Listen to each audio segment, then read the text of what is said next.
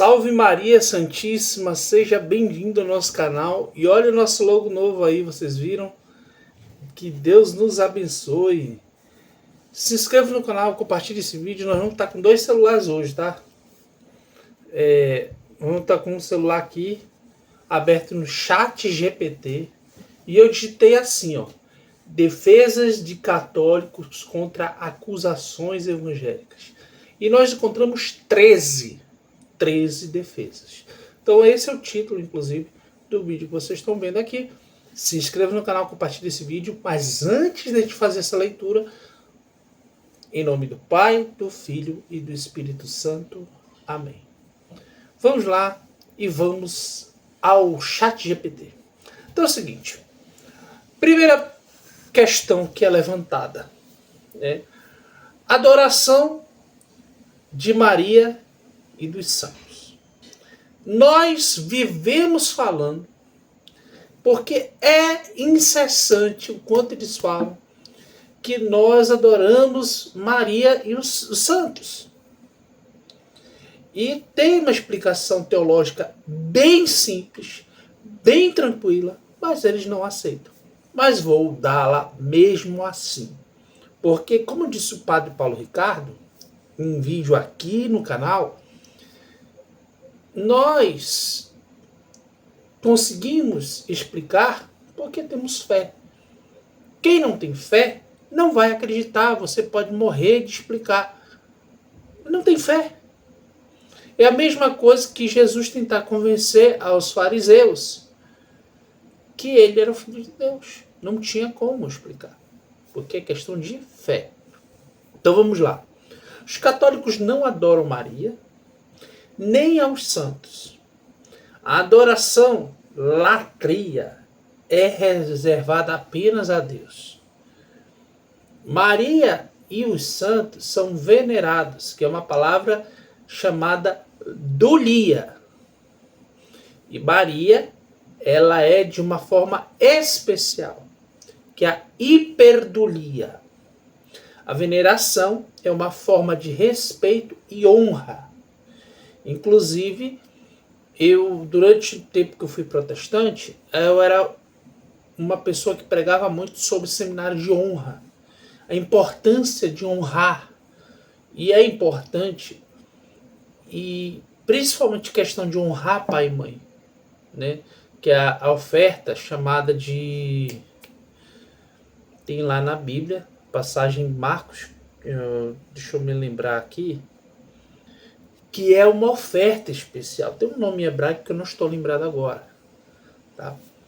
Que é uma oferta especial que era dada, que era feita. Então essa oferta, ela tinha uma espécie de dulia. Tá certo? Então a veneração era parte daí, dessa premissa.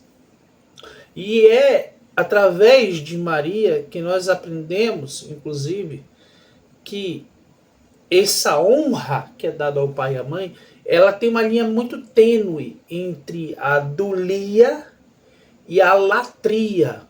Quando você, que é uma prática protestante, quando você transforma aquele mandamento, honra teu pai e tua mãe, em algo tipo divino, você está idolatrando seu pai e sua mãe. E isso é pecado. E que Jesus rebate lá em Lucas 14. Tá certo? Então tem uma diferença. Então vamos lá. A veneração é uma forma de respeito e honra, reconhecendo o papel especial que Maria e os santos têm na história da salvação e sua intercessão junto a Deus. E, gente, o quanto tem de citação dos santos e dos anjos na Bíblia, no Novo Testamento principalmente, é gigantesca. Só que quem tem olhos para ver, veja. Quem tem ouvidos para ouvir, ouça o que o Espírito Santo diz às igrejas. Que infelizmente as pessoas não ouvem, porque não tem fé. Então vamos lá. Segundo ponto. Oração pelos mortos. Aí ela é aquela alegação que uma puxa a outra, que é que os santos e Maria está morta. Primeira coisa que eu pergunto. Onde está o corpo de Maria, já que ela está morta? Tem o corpo de Pedro, tem o corpo de Davi, tem o corpo de Abraão. Cadê o corpo de Maria? Silêncio colossal, né? Então é o seguinte, a oração pelos mortos não é bíblica. Então vamos lá. Defesa católica. A prática de orar pelos mortos está implícita na Bíblia em 2 Macabeus 12:46, que menciona oração pelos mortos. Ah, mas os evangélicos não usam o 2 Macabeus. Será que não usa? Quando se estuda período intertestamentário e na teologia protestante, é necessário estudar Macabeus. Eu estudei Macabeus, eu conheci Macabeus num seminário de teologia protestante. Eu conhecia Macabeus, era o único livro católico que eu conhecia. Católico, vamos dizer aqui, entre aspas, o apócrifo, como diz o protestante, que eu conhecia, tá? Embora esse livro não esteja no cânon protestante, é parte do cânon católico. Além disso, a tradição e o magistério da igreja confirmam essa prática, baseada na crença na comunhão dos santos e na misericórdia de Deus. Terceiro, autoridade do Papa. O Papa não tem base bíblica e a liderança centralizada da Igreja Católica é um desvio do cristianismo primitivo. Não é. Tem um livro do Charles Collum que fala assim sobre as histórias dos papas. Então ele vai falando sobre Pedro, vai falando sobre Lino, ele vai falando sobre a sequência apostólica, a sucessão apostólica, e vai seguindo uma linha até os dias de hoje. Desde Pedro até os dias de hoje. Ininterruptas. E é uma base que ninguém vai querer investigar, porque eles acreditam numa verdade cega. Tem olhos, mas não veem. Tem ouvidos, mas não escutam. Tem nariz, mas não cheira. Tem boca, mas não fala. Porque prefere repetir aqueles mesmos jargões e não procuram investigar a verdade. Todo evangélico que investiga a verdade vira católico. É fato. Só se ele for muito cego. Mas é fato. Ele vira católico. Então é o seguinte. Os católicos apontam para Mateus 16, versículos 18 e 19, onde Jesus declara que Pedro é a rocha sobre a qual a igreja será construída e lhe dá as chaves do reino do céu. E lá fala que tudo aquilo que for ligado no céu será ligado na terra. E tudo aquilo que é ligado na terra será ligado no céu. E o que for desligado também é a mesma coisa. Então, é estabelecido a instituição do papado, com Pedro sendo o primeiro papa. Ah, mas isso é uma calúnia. Você acredita nisso, mas não investiga. Como eu disse, eu estou sugerindo você ler o livro de Charles Collum. Veja lá, tem a sucessão apostólica, você vai ficar impressionado que é ininterrupto. Tem papa após papa após papa até os dias de hoje. É impressionante, você fica embasbacado. Transubstanciação, número 4. A transubstanciação, o que é isso? E eu demorei muito para entender o que é transubstanciação depois que eu entrei. É a crença de que o pão e o vinho se transformam no corpo e no sangue de Cristo. E eles consideram isso como uma antibíblica.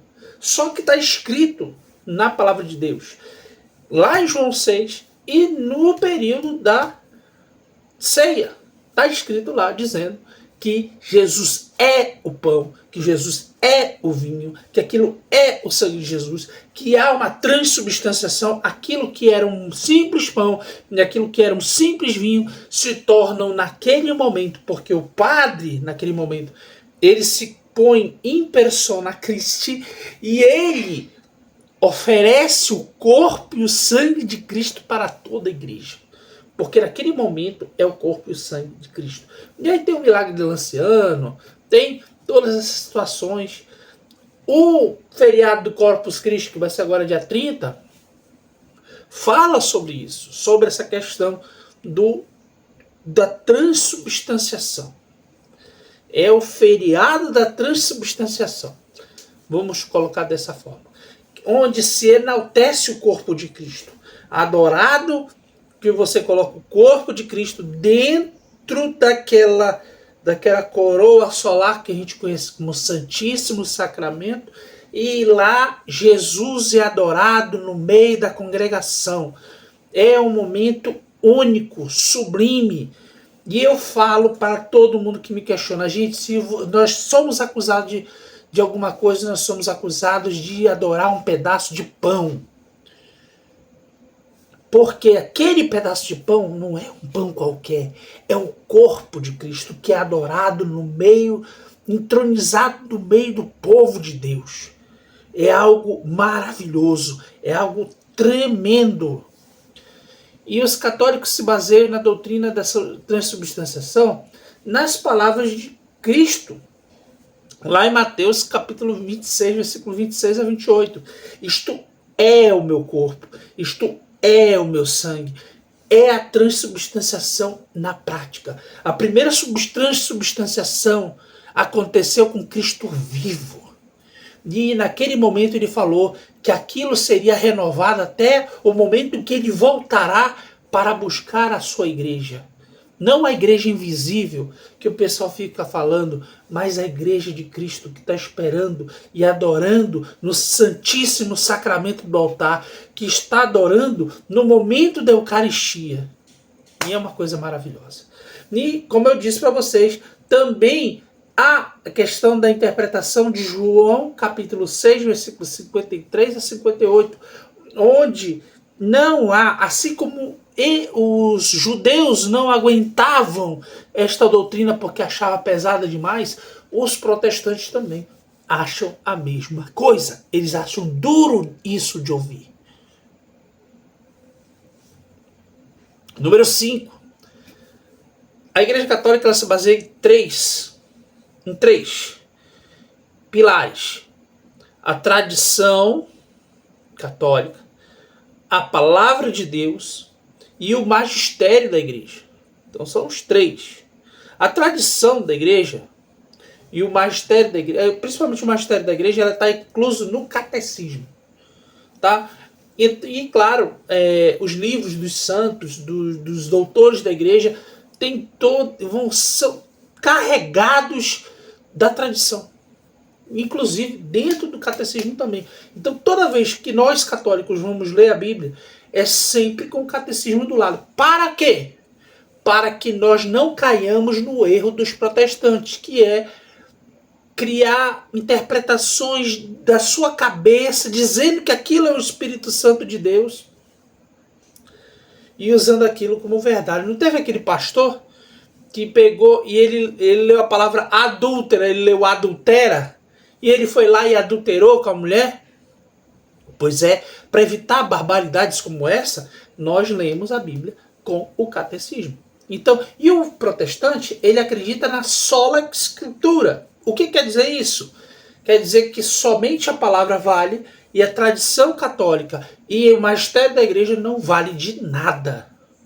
Tá? Como eu vi comentários aqui no canal dizendo que a tradição foi corrompida pelo Império Romano, é uma coisa bem decoreba mesmo, porque não tem base teológica nenhuma do que se fala a respeito disso.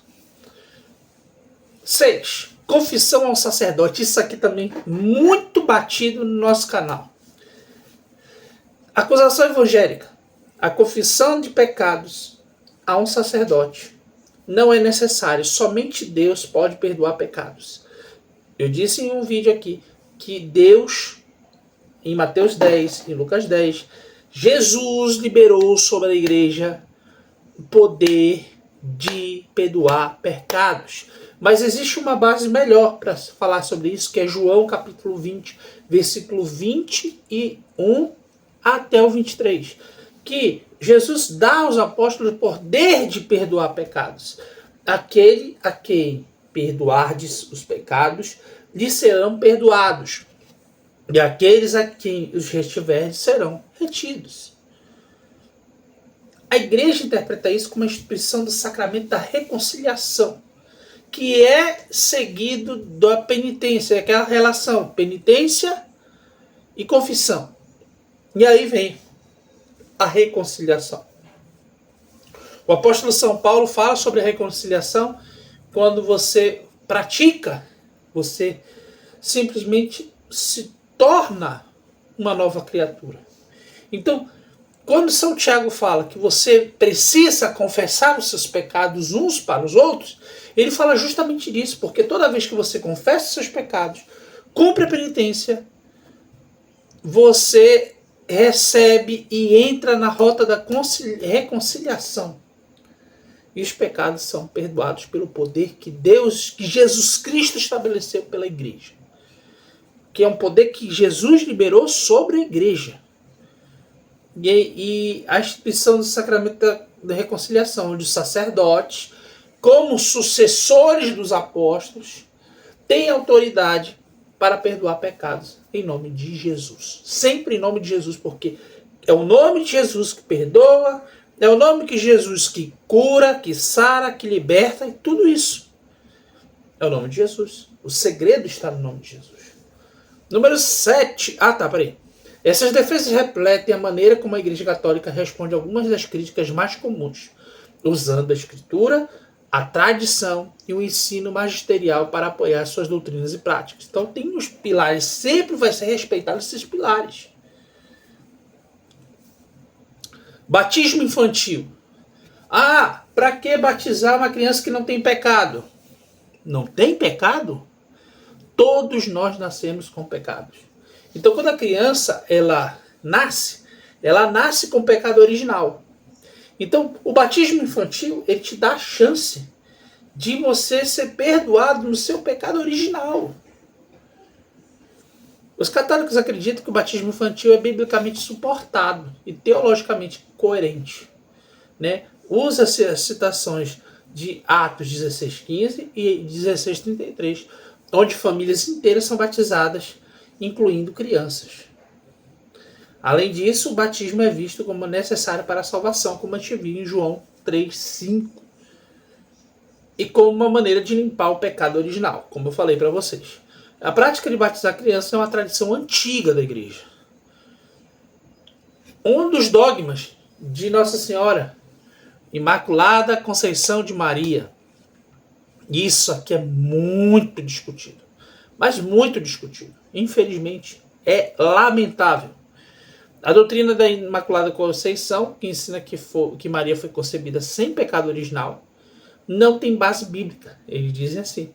A doutrina da Imaculada Conceição está implícita na Escritura e é suportada pela tradição. Lucas 1:28 diz assim, que o anjo Gabriel saúda Maria como cheia de graça. Se ela está cheia de graça, ela está ausente de pecado.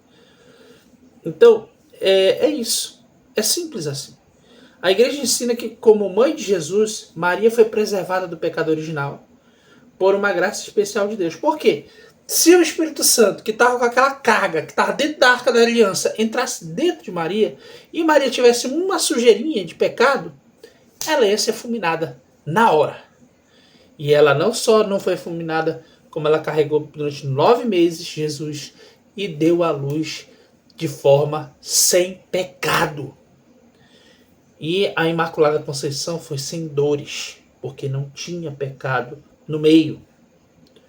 E o pecado, o salário do pecado, foi dado lá em Gênesis para Eva, era que o filho fosse concebido com dores. Como Maria não teve pecado, além de ela não ter dores, ela se manteve virgem, mesmo depois do parto. É algo impressionante. Purgatório. A acusação evangélica, a doutrina do purgatório, não tem base bíblica e uma invenção da Igreja Católica. A defesa que a gente pode fazer é pela passagem de 2 Macabeus 12:46. Mas a Bíblia, não, os evangélicos não aceitam. Problema de vocês. E 1 Coríntios 3:15, que sugere a purificação após a morte. Inclusive, o livro de Coríntios, não sei se é o primeiro ou se é o segundo, fala sobre a provação do fogo, provação da prata, do ouro, da prata, do feno, tudo mais, mostrando detalhes de um purgatório.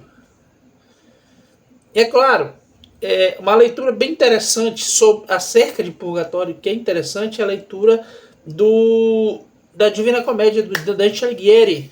É bem interessante porque você lê o inferno, né, do Dante Alighieri, é bem genial.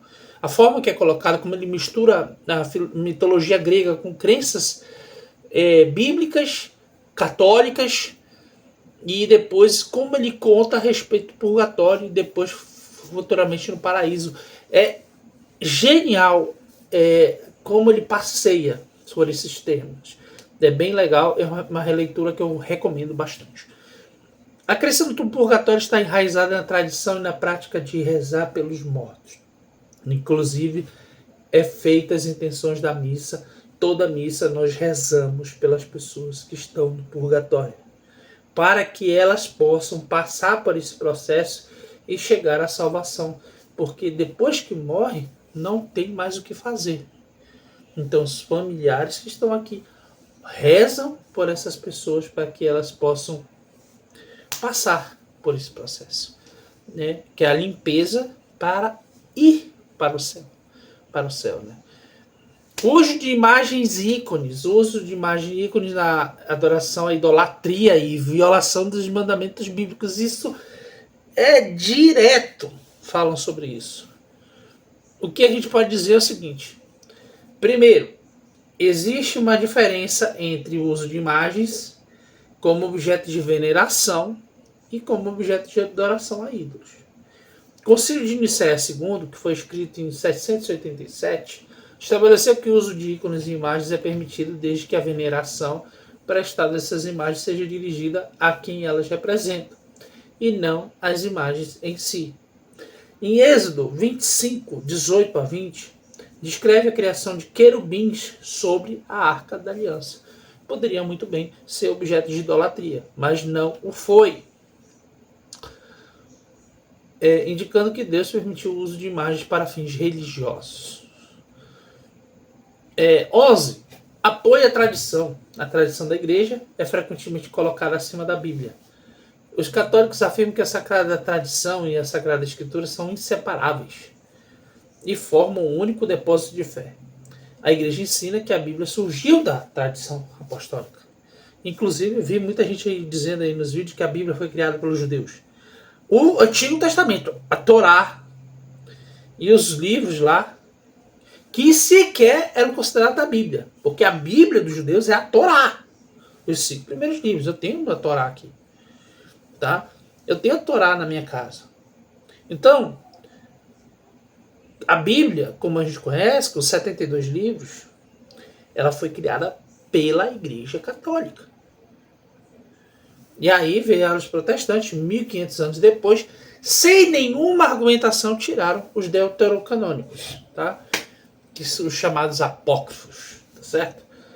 Então, a igreja ensina que a Bíblia surgiu de uma tradição apostólica e o magistério da igreja, guiado pelo Espírito Santo, tem autoridade para interpretar corretamente a Escritura. Segundo Tessalonicenses 2,15, apoia a ideia de que tanto a tradição oral quanto a escrita são importantes. Está descrito isso na Bíblia. Segundo Tessalonicenses 2,15. A importância da tradição oral. Está escrito. Indulgências. As indulgências são um abuso e uma forma de comprar o perdão dos pecados. Aliás, uma das melhores indulgências para se fazer é rezar o rosário. É rezar o terço. É maravilhoso e faz bem para a alma. Gente, tem uma coisa que eu botei aqui no canal. Nós temos um vídeo na Ave Maria em latim. É lindo demais. Né? Claro que no texto não tem só. Nós temos o credo. Credo do Pai Todo-Poderoso. Antes de começar com oração ao Espírito Santo, depois vem o credo. Depois vem Pai Nosso, Ave Maria, as jaculatórias. Nós temos o Salve Maria, não. Nós temos Salve Rainha. E nós temos essas orações que são muito importantes. E outra, durante as orações, que são os mistérios gozosos, mistérios dolorosos, mistérios gloriosos, mistérios luminosos, em vez de nos ficarmos focados ali nos nossos problemas, nós limpamos as nossas mentes dos nossos problemas para meditar nos mistérios de Cristo. Esse tipo de oração ela te arranca da tua realidade, da tua dimensão e te coloca na dimensão divina, que te leva a meditar em toda a história de Cristo. Isso é feito todo santo dia. Isso é de uma santidade, e a indulgência que é carregada por este ato, ela só perde para a missa. Só perde para a missa. O número de indulgências que você ganha. Eu vou recomendar mais um livro aqui. O livro do Segredo do Santíssimo Rosário, de São Luís Maria de Grignon e Montfort. É o primeiro livro que eu li da Igreja Católica. Primeiro livro que eu li, e que coisa maravilhosa. Passagem bíblica da comunhão dos santos e tesouro espiritual está em Mateus 16:19 e Mateus 18:18, onde Jesus fala do poder de ligar e desligar. São vistas com apoio à autoridade da igreja para conceder indulgências. E, por fim, as festas que eles adoram as festas católicas. Inclusive o domingo, né? O domingo. Porque não querem seguir, a maioria das igrejas evangélicas não querem seguir o sábado, né? Eles querem continuar domingo, que é uma tradição católica. Né? Que maravilha, né? E para mim, um dia santo é domingo. Os católicos celebram festas e dias santos para lembrar e honrar eventos significativos da vida de Cristo, da vida de Maria, da vida dos santos, tá? E eles acham que são invenções humanas e não têm base bíblica. Essas celebrações têm bases bíblicas e históricas. Por exemplo, o Natal celebra o nascimento de Jesus. Aquele nascimento de Lucas 2, de 1 a 20. Aliás, não é só o Natal. O Natal, ele é seguido por um momento chamado de Advento. E o Advento é tão lindo, é tão lindo. A Páscoa celebra a ressurreição de Cristo, né? Mateus 28, de 1 a 10. E o Pentecoste, que é hoje, né? Celebra a descida do Espírito Santo. A tradição de observar dias santos remonta à prática judaica de celebrar festas religiosas. Então, nós só transferimos para o período católico. Mas é a mesma tradição que os judeus também têm. Essas defesas, elas destacam justamente como a nossa igreja interpreta a Bíblia e a tradição para justificar todas as doutrinas e práticas, abordando as críticas evangélicas de forma teológica e histórica. E isso é importante para a gente, tá bom? Se você gostou desse vídeo, que Deus os abençoe. Muito obrigado por estar ajudando o nosso canal a crescer. E o que a gente puder fazer aí, vamos terminar aí a série Regra de São Bento, porque já vai escolher o próximo livro. Eu vou fazer uma sugestão, a gente vai fazer em stories, para vocês verem qual é que vai ser.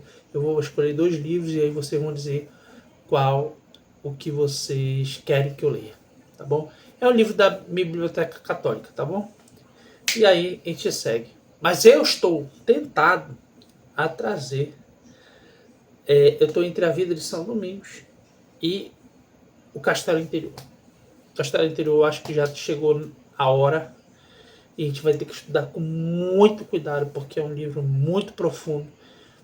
E para a gente continuar, inclusive, continuar a questão da escada de Jacó. A gente começou lá com Santo Agostinho e depois nós estamos terminando com São Bento, né, quando ele fala da escada de humildade, descer a escada da humildade. E a escada que Santa Teresa fala é a escada interior. Então você atravessa dimensões com a fé. Então a gente vai estar explicando isso e eu estou tentado a trazer Castelo Interior. se vocês acharem São Domingos ou Castelo Interior. A vida de São Domingos ou Castelo Interior. Tá bom? Comente aí. E aí diz o que vocês acham. Tá? Estamos reunidos em nome do Pai, do Filho e do Espírito Santo. Amém. Que Deus nos abençoe. Salve Maria.